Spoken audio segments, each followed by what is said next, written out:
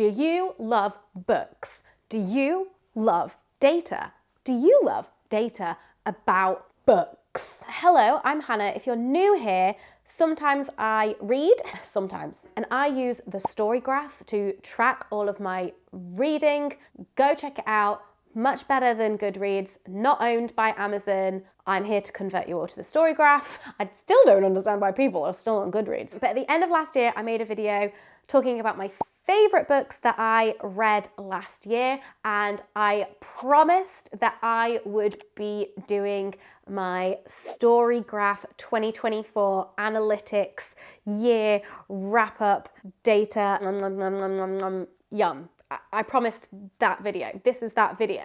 Last year was my best reading year ever, if we're talking quantity of books. And so I hope that that means that we'll have a lot of data to sink our teeth into as well. But before we get into it, honestly, the thing I'm most excited for is the mood line. If you know, you know. We'll get to it. But before that, I want to thank this video's sponsor, Squarespace. Whether you're just starting out in the freelance world or you're a small business owner, Squarespace makes it super easy to create your own beautiful websites, engage your audience, and sell anything from physical and digital products to courses and even your time, all in one place and all on your terms. I've been using Squarespace for years for my main website and then also all the various different projects that I have started over the years, and they make it super easy for you to create whatever it is that you want with zero website design experience. They have tons of flexible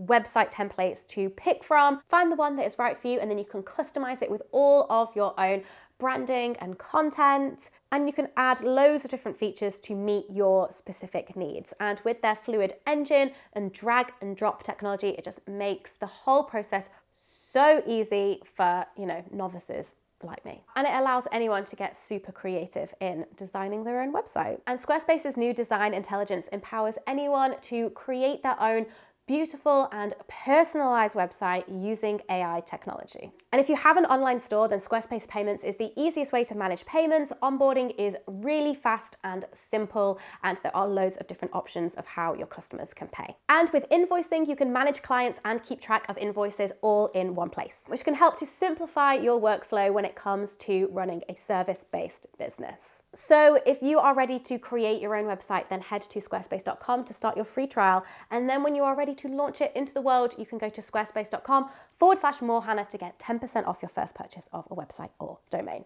Okay, on to the story graph reading analytics.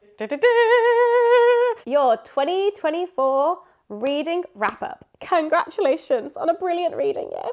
Thanks, story graph. Okay, you finished reading 50 books. I'm glad that it emphasized finished reading, because by the end of 2024, I was like halfway through Wind and Truth. Does it count those minutes listened? I think it should. I think it does. Anyway, across 6,250 pages and 454.65 hours. Oh, I'm really curious as to how many days that is. Hold on. 455 divided by 24. 18 days. I spent 18 days, 24-hour days of 2024 listening to audiobooks. The first book that I read was The Herd by Emily Edwards. Really interesting book about vaccinations. It's good though. Ooh. And then the last book that I read was Love Theoretically by Ali Hazelwood, which if you watched my reading the first chapters video, this is the one that won. And yes, I did indeed read it and finish it, I think before that video ended up going out. Oh my God, here's our mood graph.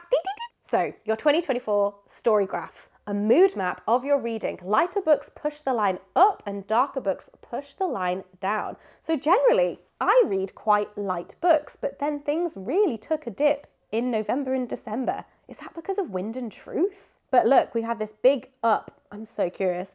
This big up in the summer. Love that. Some light reading in the summer. I'm curious what the dark books are. Is it just all of those hours spent listening to Wind and Truth? Because that book is so hefty and long. Would that have just affected the entire graph? What else did I read in December? I don't know. I'm so curious as to what my like previous mood maps were. But anyway, I love the mood map. I think it's so interesting. But generally, I'm at the lighter end of the spectrum. Don't really read many dark books. Like, it's not even gotten red. It's gotten orange. Like a dark orange is the darkest colour we've got on the graph. Okay. You traverse landscapes of the heart, set off on thrilling quests, and engaged in introspective musings. The narratives flowed at a comfortable, engaging tempo. Did they now? Okay, here we go. This is the real graph. Let's have a look.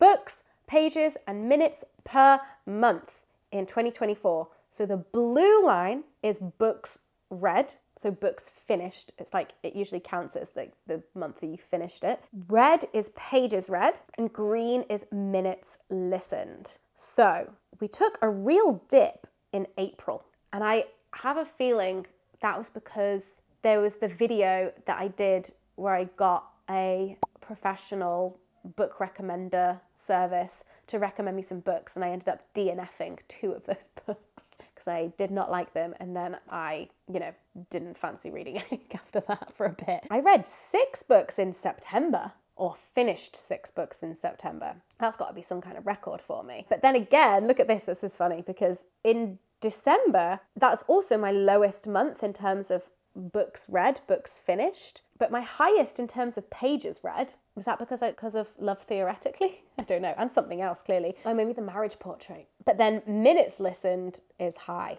I had a very steady books read, like 5 books a month from May to August. That was when our mood graph was quite light as well. So clearly, if I'm reading light books, I can just churn through them. Love that for me. Also, I think that the slight increase in the pages read line in the second half of the year is when I joined my local bookshop book clubs. Sometimes I'll listen to the audiobook version of it, but other times I will buy the physical book from the bookshop, and so that will be the physical book that I read as well.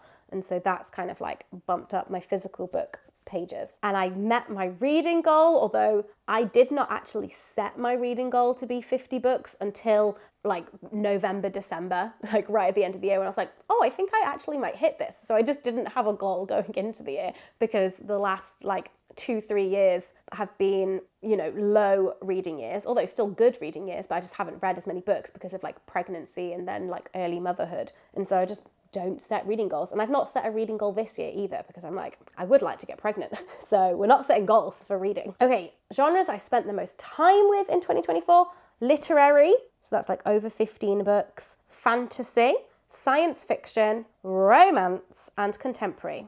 That seems accurate, but literary. I don't consider myself like a literary book reader. So now I'm curious as to what those books were. Oh, it's not letting me click into it. I want to know what those 16 literary books were. 14 fantasy, 13 science fiction, 13 romance, 11 contemporary. So The Count of Monte Cristo was the longest book that I read / listened to in 2024, which was 46 hours and 56 minutes long. And you think that's long, but Wind and Truth, which I'm currently listening to, although I'm like getting to the end now, it's 65 hours long.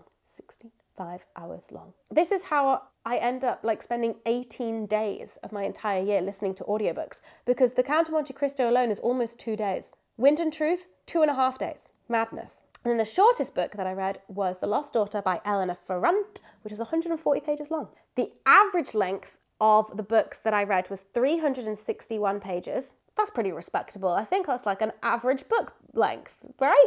And it took you around 13 days to finish each book. I'm curious about that because that average doesn't really tell me a lot, because some books that I'm reading for my Patreon book club, we like pace ourselves and read it over like 5 to 6 weeks. Whereas if I was like actually consistently reading it, it would take me a lot less time than that. And then we've got like 65-hour-long audiobooks that obviously take me like 2 months to get through. That average doesn't make sense because there are 52 weeks in a year.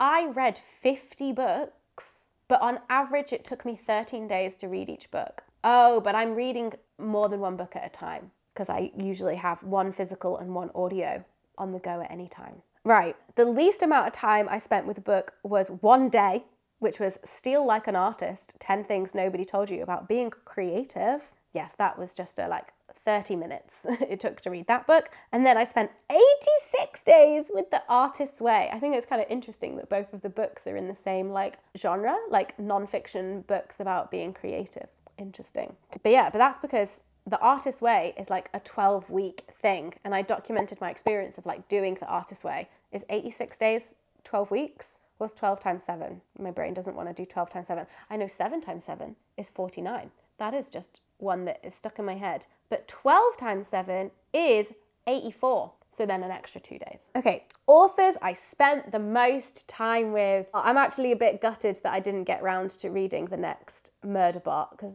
then Martha Wells would have drawn with Sarah J. Maas. But alas, we have Sarah J. Maas with 5 books, which is basically the entirety of A Court in Thorns and Roses that is currently out. And then 4 Martha Wells books, which were the Murderbot Diaries, amazing, brilliant, love. And then 3 N.K. Jemisin, which is the Broken Earth trilogy that starts with the 5th season. See, those books, The Broken Earth, The Obelisk Gate, and The Stone Sky, that's what they're called, yes. I didn't give them 5 stars because I was lost a lot of the time listening to those books. However, I feel like they're ones that I want to come back to in physical form. I don't know. There's something about those books where I'm like, I feel like they have the potential to like grab me more than they have. I just need like a bit more time and intimacy with them. Like they were still incredible and I loved them, but there's something slightly missing for me, and I want to go again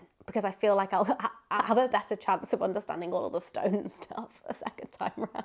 Because the book is about rocks. It's really about rocks. Anyway, my 2024 average rating was 4.06. Okay, this is interesting because I feel like if my rating went below 4, and this is something that I was like, oh no, I have to read books that I know I'm gonna like because I don't want my average rating to go below 4, because that to me would signify that I've not had a good reading year. Because to me, that would mean that I was reading books that I didn't really enjoy. And in an ideal world, I'm like, I want my average score to be as high as possible, because to me, that then shows that I've had a good reading year. And then I saw a video of someone on TikTok talking about how they don't trust people whose average score is like higher than 3.5 or something. And I can't remember what reasons that they gave, but I just thought it was just like the entirely like opposite perspective of the one that I had, where I'm like, my rating must be over 4 because I want to only be reading books that I really love, because otherwise, like, why am I reading if I'm not enjoying it? But her perspective was like not trusting your judgment, or like, I don't know, like if you give everything 5 stars, then like what is actually your taste? I don't know. I can't remember exactly what they said, but I just thought it was interesting. And I'm curious to know what your thoughts are on it as well, in terms of how you view the average star rating. Like, are you someone who are like, well, I want to have a good reading year, so that number symbolizes whether or not like you read lots of books that you liked or you didn't? Or are you quite stingy with your like 5 stars, and maybe you're like, no, you don't trust someone whose average star rating is too high? I'm curious. And then here's a little lovely graphic of my 5-star reads. And I talked about most of them in my favorite books of the year video that I did at the end of the year. And obviously Love Theoretically was not mentioned there, but I did end up giving that book 5 stars. I just thoroughly enjoyed it. I had a great time. Loved it. Okay, here is a span of my ratings. So I did give most books 5 stars. The lowest score I gave was 1.5. But most books I gave 5 stars, then 4, then a 4.5, then 3.5. So on Storygraph, you can do like scores in 0.25 increments. My brain is like, no, there's too much. I have to make a decision. If I go for a 0.25 or a 0.75, to me, I'm like, I'm not making a decision in terms of how I actually felt about that book. I don't know. Maybe I'll go back on this at some point, and I will at some point start using the 0.25 ratings. But for now, I'm just doing whole numbers or 0.5s. That is how my brain is working. Okay, some months were better than others. December, so the end of the year, man, ended it good. It was the highest rating of 4.75, but April was not my favorite month. Again, I think April might have been when I did that video where it was the book recommendations, and one of them I didn't like that I finished and scored really low, and the other 2 I DNF'd. So, but my average rating that month was 3.75. And most pages read was December with 873 pages. Other Storygraph users and your reads. Ooh, interesting. Okay, so A Court of Thorns and Roses is the most shelved by others. My rating was 3.5. The least shelved by others was The Left Hand of Dog, which was one of those recommendations. I rated 2.5. I did not like. It is shelved by 664 people. And then, ooh, highest rated. Interesting. Okay, love that. So the highest rated by others on the Storygraph is The Transgender Issue, An Argument for Justice by Sean Fay. We did this for my Patreon book club last year, and it has an average rating on the Storygraph of 4.61. Guys, read it. And my rating was 5. I explored the works of 31 new authors, including Hanif Qureshi, Bonnie Garmus, and Lisa Ko. So there's some pictures of those. 17, wow, 17 of the books that I read were part of a series, and I revisited a total of 2 books this year. Yes, I reread, I'm not much of a rereader, but this year I reread The Great Gatsby and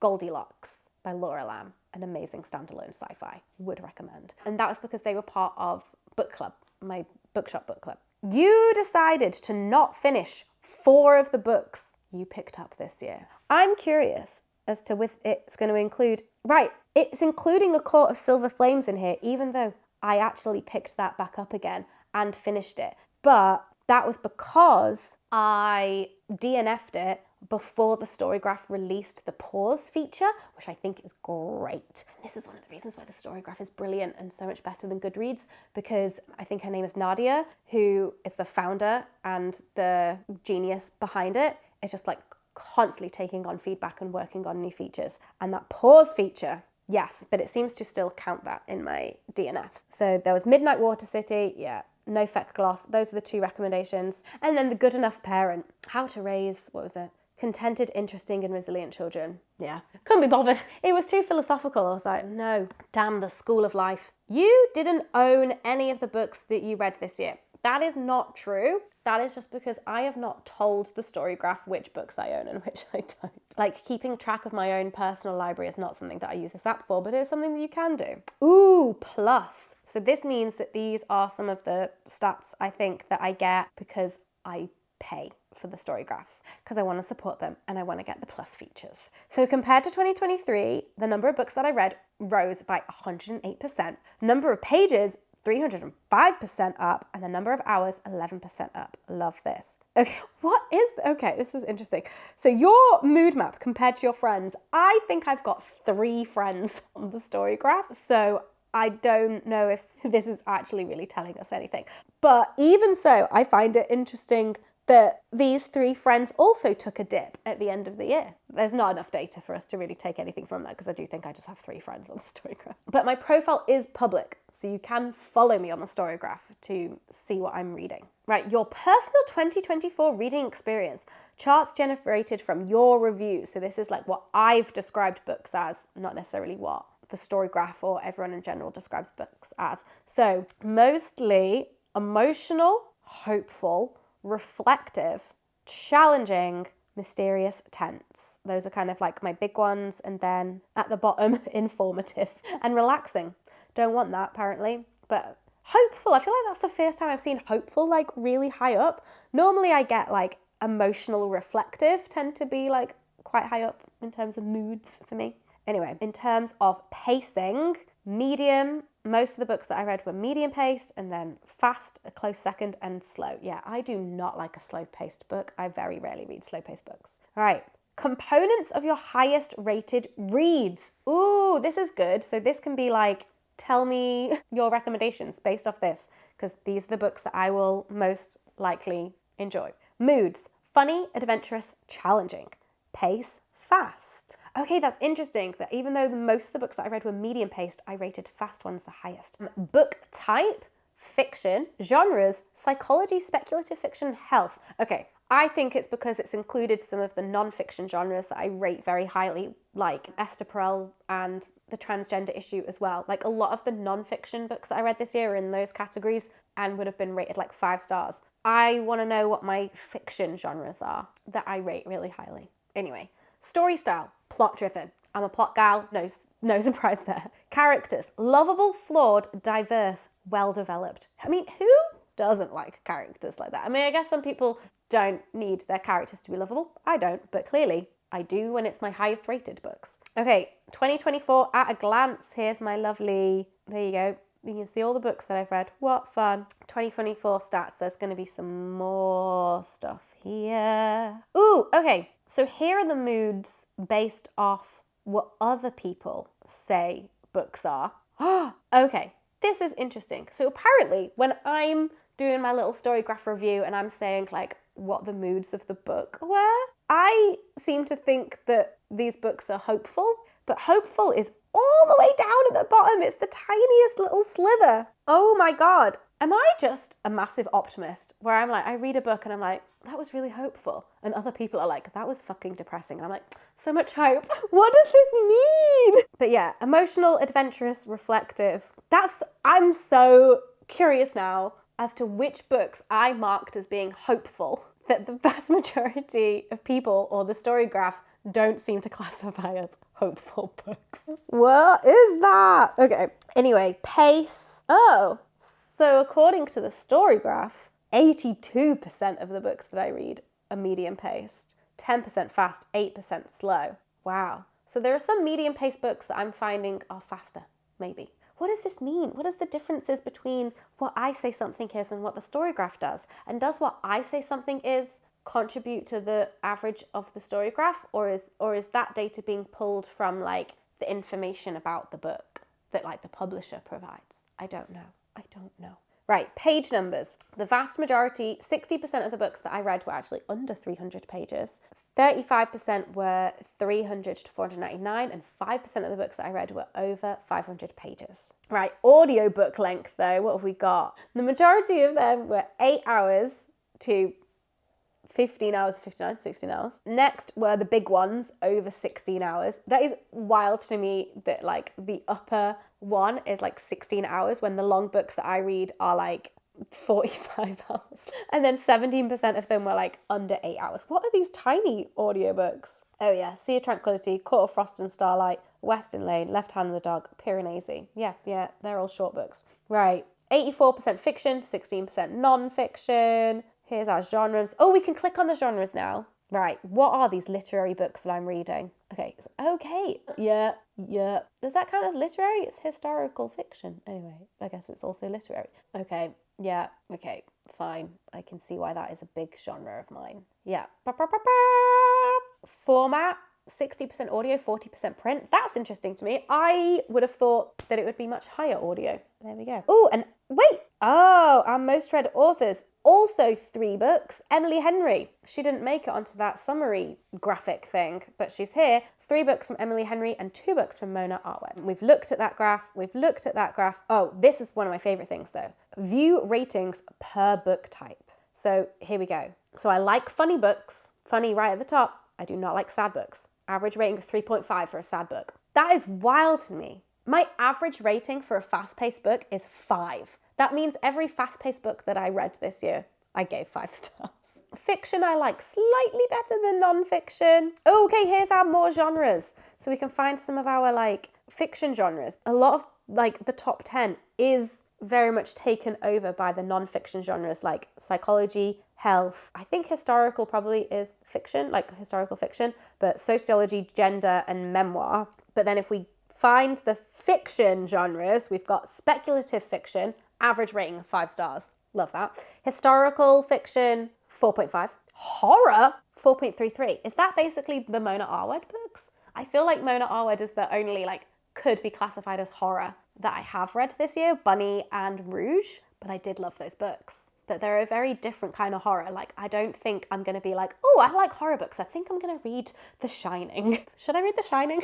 Then science fiction, then classics, then romance, dystopian magical realism, thrillers. I don't like thrillers, or I give an average of 3 stars, which, you know, could be you kind of like it, but it's not your thing. What thrillers did I read this year? Secret History. Yeah, I didn't like that. Wasn't for me. Ooh, and then format-wise, I generally like the books that I read in print more than audio. Interesting. Well, there we go. We did it. Should we do some comparing? No, 2023. We're comparing 2024 to 2023. So in 2023, I read 24 books. There's our graphs of number of books. 2024 in blue, 2023 in black. Oh, this is a plus feature. What fun. Oh, wow. Basically upped my literary. I read no science fiction in 2023. Wow. Lots of fantasy though. That would have been, I think 2023 might have been my Brandon Sanderson year with like Mistborn and the Stormlight Archive. That is so wild to me. Literary. I read 2 literary books.